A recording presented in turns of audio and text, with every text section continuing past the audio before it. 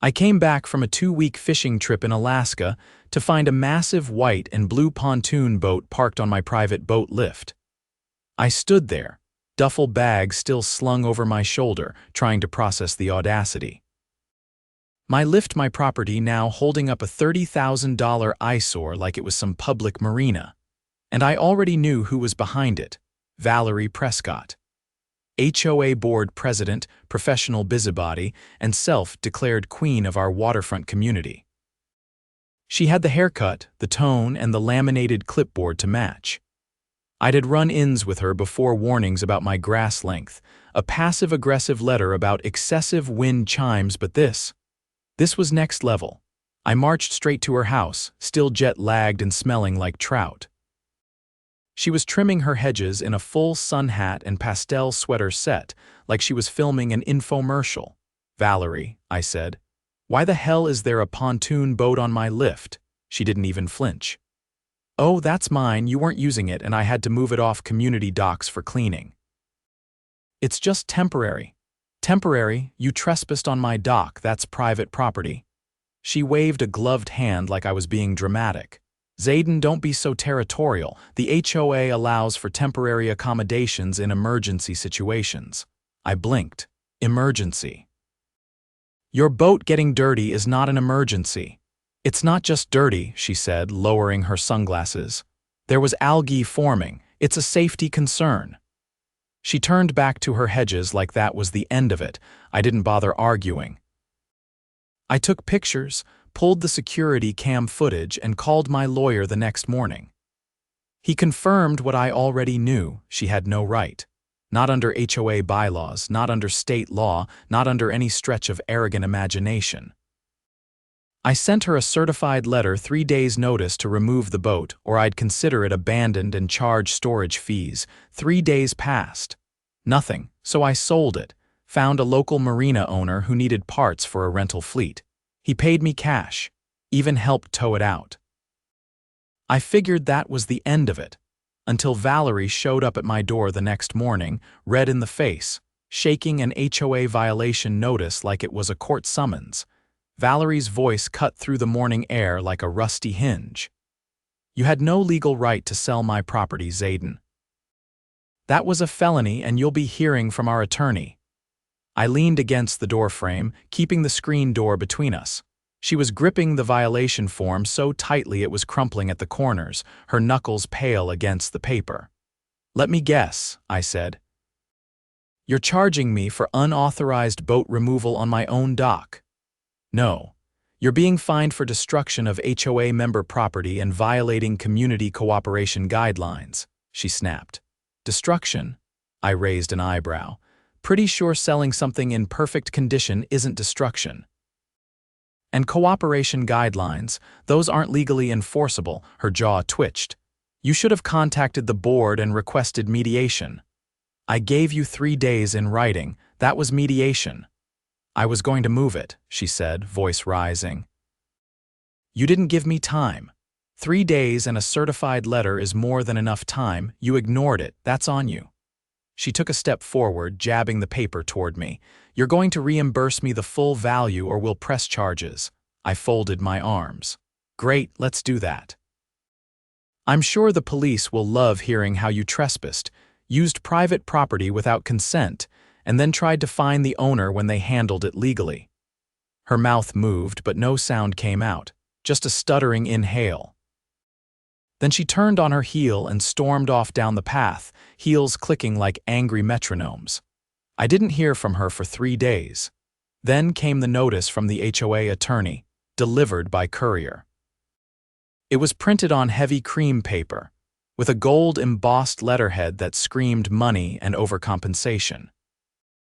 The letter demanded immediate reimbursement of $28,000 for unauthorized liquidation of personal property, and threatened civil court proceedings if I did not comply within 10 business days.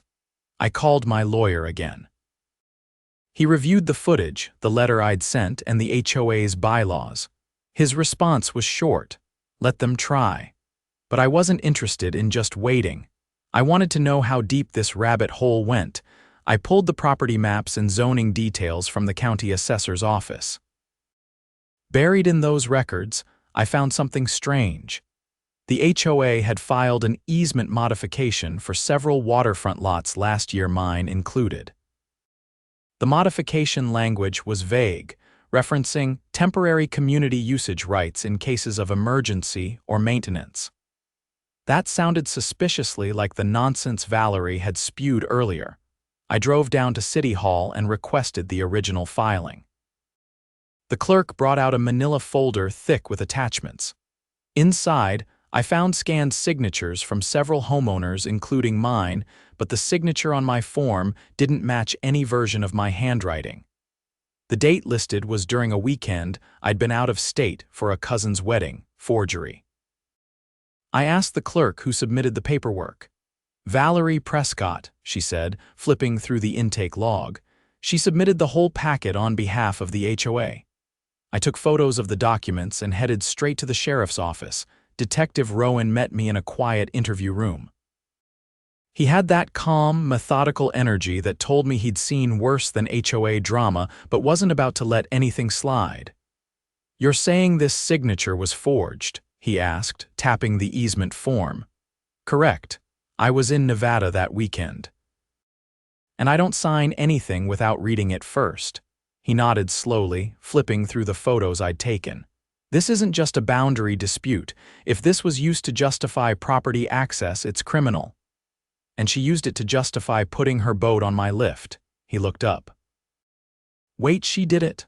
Personally, I have security footage of her guiding it in." He leaned back and sighed. "All right.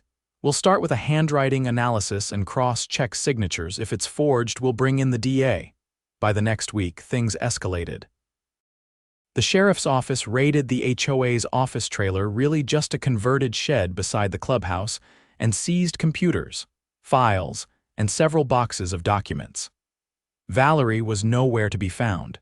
Neighbors gathered around the scene like it was a block party with gossip instead of snacks. Word spread fast. Turns out I wasn't the only one whose signature had been magically conjured. 4 other homeowners came forward, all claiming fake approvals on HOA filings.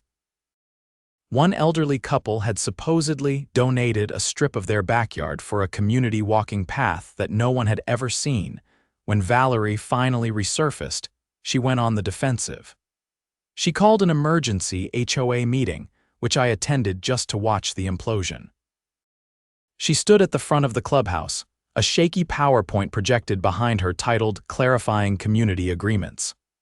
Her voice trembled as she spoke, trying to reframe everything as miscommunication and clerical inconsistencies.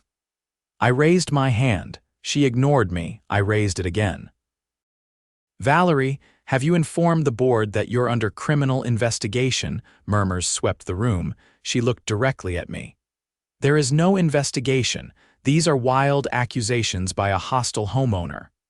Detective Rowan walked in just then, plainclothes but unmistakable. He didn't say a word, just handed her an envelope and stepped aside. Her face sagged as she opened it. "Miss Prescott," he said, "you're being served with a subpoena. The district attorney will be in touch." The meeting fell apart after that. Some board members walked out, others demanded answers. One guy in the back yelled that he wanted his HOA dues refunded. Valerie sat down in her chair, stunned, as her empire crumbled around her. Later that week, the HOA board held a vote to suspend her pending the investigation. They named an interim president, Sandra, a retired schoolteacher with zero tolerance for BS. I liked her immediately. Meanwhile, I filed a small claims countersuit for trespassing and unauthorized use of property. My lawyer said it wasn't about the money, it was about establishing precedent. If we could prove in court that I had every right to remove the boat, it would kill any chance of Valerie suing me later. The court date was set for early next month.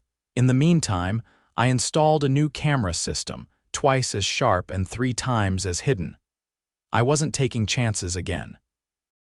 Down the block, Valerie's boatless slip sat empty, a quiet little reminder of how fast power can vanish when it's built on lies. Neighbors started stopping by more often, asking how I'd figured it all out. I told them the truth.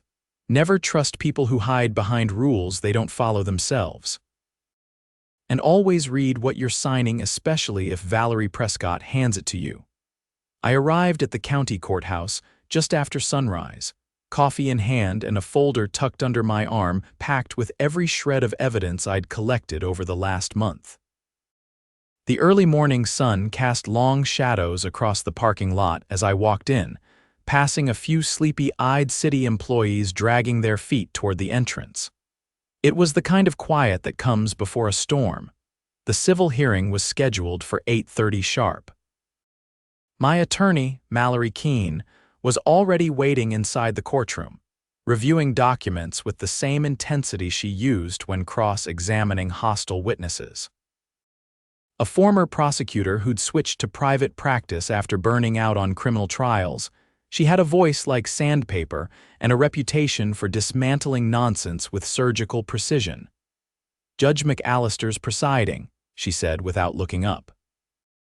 "He doesn't tolerate theatrics, so let Valerie dig her own hole. Just answer what he asks and let me handle the rest."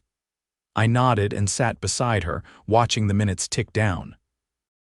Valerie breezed in 2 minutes before the gavel, flanked by her new attorney, a slick, overconfident man in a navy blue suit who looked like he billed by the eyebrow raise. She didn't make eye contact, but I caught the way her jaw tightened when she saw Mallory. Judge McAllister called the proceedings to order, his gravelly voice echoing through the room. The case was straightforward. I was seeking compensation for trespassing and unauthorized use of private property. Valerie's counterclaim was for the alleged illegal sale of her pontoon boat. Mallory opened with the timeline, laying out the events in clean, chronological order. She presented the certified letter I'd sent, the dock ownership deed, and the security footage showing Valerie directing her boat onto my lift. When she handed over the time-stamped footage, Judge McAllister raised an eyebrow but said nothing. Then came the forged easement paperwork. Mallory passed the judge the county assessor's certified copies, along with a notarized affidavit from the city clerk confirming that the signature on my lot's easement form had not been witnessed in person, a legal requirement under state statute. Valerie's attorney objected, claiming the easement wasn't relevant to the case at hand. McAllister overruled him. "It's directly relevant," he said. "If your client used falsified paperwork to justify her actions, that impacts the legitimacy of her claim." Valerie shifted in her seat, her arms tightening across her chest. When it was her turn to testify, she tried to pivot. "I believed the HOA had temporary access rights due to the emergency clause, Miss Prescott," Mallory interrupted. "Where in the bylaws is algae growth defined as an emergency?" She hesitated. "There's precedent, please answer the question." "There isn't a specific line," she admitted. "But the board has discretion to act in the community's interest." Mallory nodded. "So no documented emergency, no written permission, and no prior discussion with the homeowner." Valerie looked away. The judge leaned forward. "Did you ever receive a response to the certified letter requesting removal of your property?" "No," she muttered. "Did you attempt to contact the plaintiff before the deadline expired?" "No." A silence stretched in the courtroom. McAllister glanced at both attorneys, then said, "I'm ready to rule.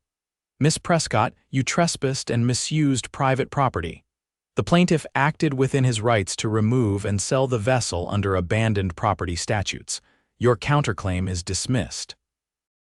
Judgment in favor of the plaintiff for the full amount requested plus fees. Mallory didn't even react. She just began packing up her briefcase with mechanical efficiency. Valerie froze in place, then asked, "So, I have to pay him?" McAllister didn't respond. He'd already moved on to the next case. Outside, I exhaled for what felt like the first time all morning. I turned to thank Mallory, but she was already walking toward the parking lot. "Send me the check when it clears," she said over her shoulder. "And don't let her park anything on your property again." As I pulled out my keys, my phone buzzed. "Unknown number," I answered. "This is Detective Rowan," came the familiar voice. We need you at the station." Now, when I arrived, he was waiting with a manila envelope in his hand and a grim look that hadn't been there the last time we spoke. "We've been combing the HOA's files," he began. "Got a hit yesterday. Your signature wasn't the only one forged. We found over a dozen falsified easement agreements and 2 altered lien authorizations." My stomach dropped. "Lien authorizations?" He nodded. "Turns out Miss Prescott and the treasurer were using forged approvals to place liens on select homes. Then they'd issue fines through the HOA, claim non-payment, and quietly initiate foreclosure proceedings." I stared at him. "That's criminal fraud. Worse, it's racketeering. We've got 3 confirmed cases where elderly residents were pressured into selling after receiving bogus debt notices. One woman's home sold last year.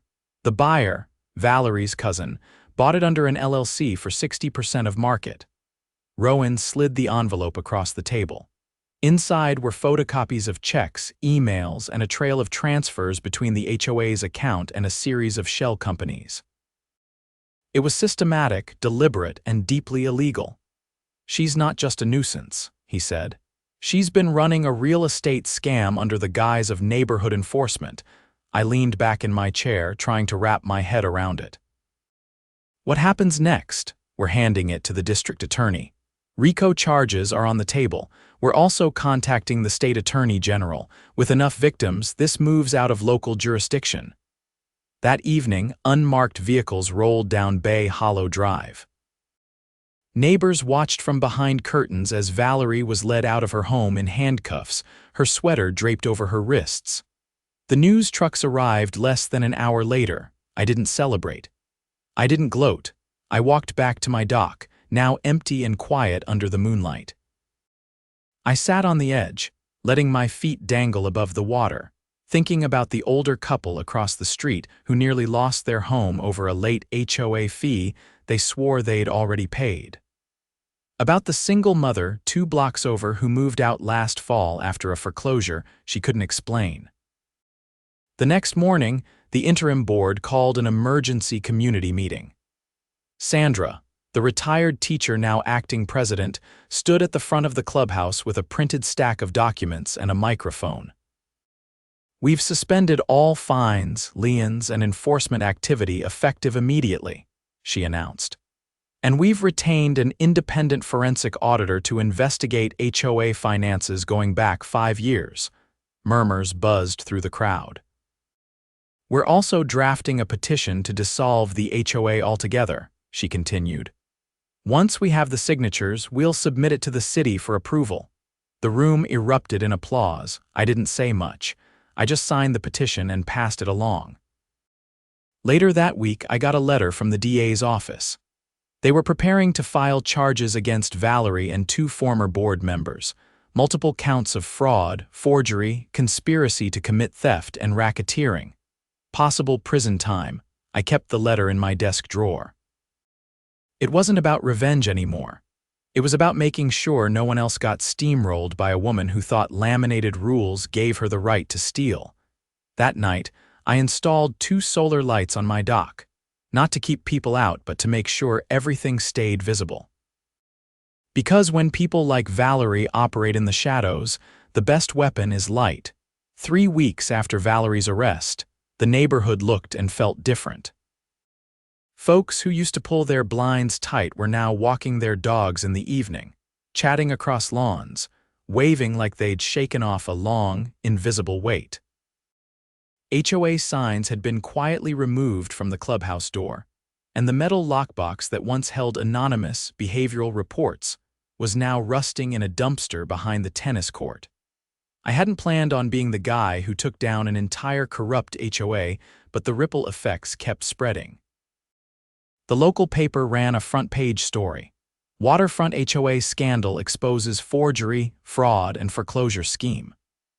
It quoted the district attorney, who confirmed that Valerie and 2 associates, her treasurer and secretary, had been indicted by a grand jury. The charges were serious: wire fraud, falsifying public records, elder financial abuse, and conspiracy to commit theft. The state attorney general had also filed a civil suit to recover assets acquired through the scam.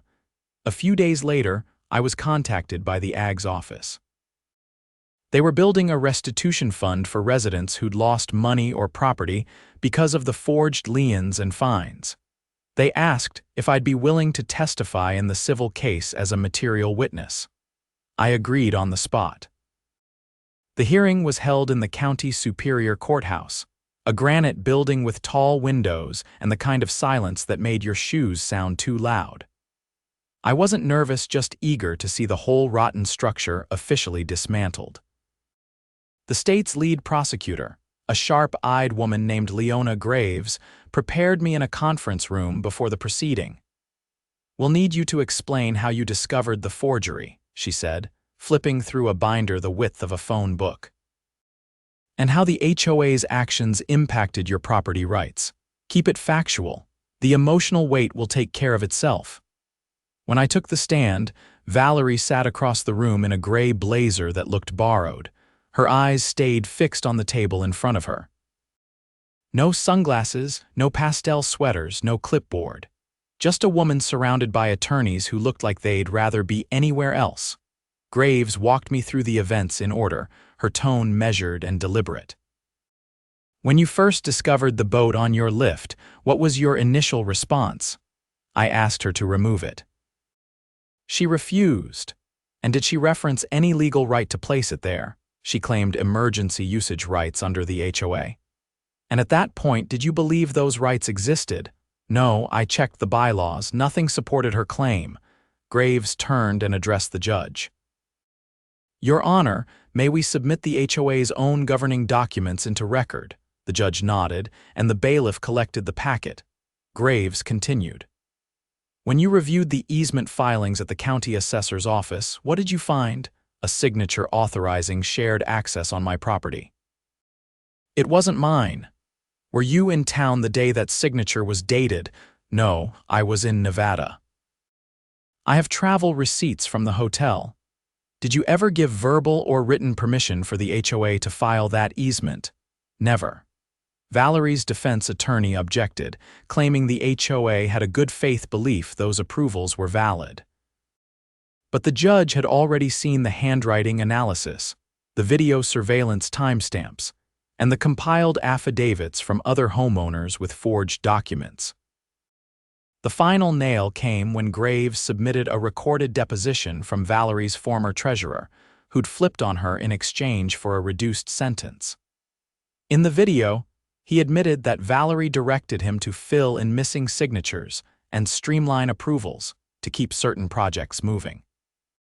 He detailed how they'd used those doctored forms to justify fines, engineer foreclosures, and seize properties through quiet title actions, then route them to buyers connected to Valerie's family.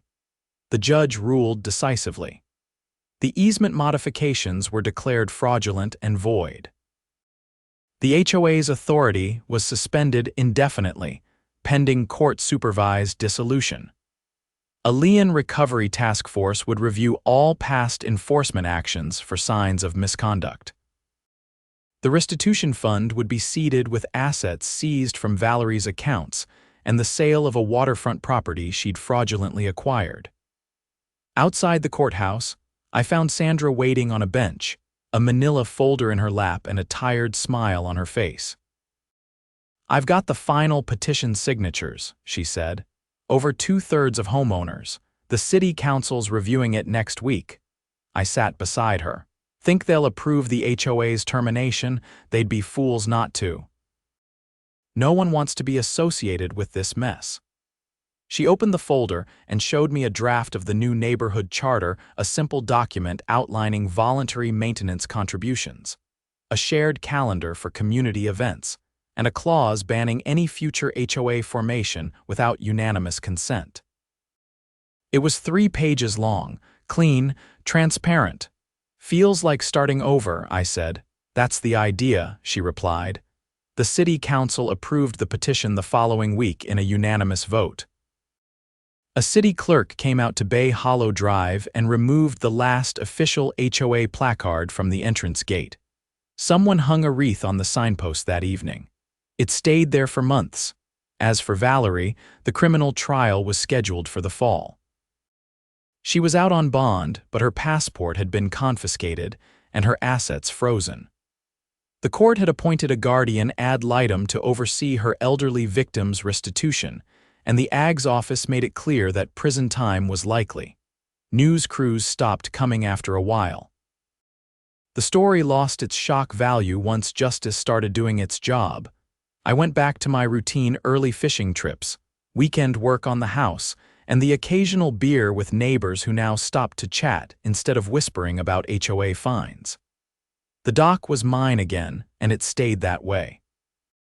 One evening, I found a handwritten note tucked under the cushion of my patio chair. No envelope, just a torn scrap of stationery. It read, "Thank you for not backing down. You saved more than just your own property." There was no return address. No one ever claimed it. I folded it and placed it in the drawer with the court letter and the old copy of the forged easement.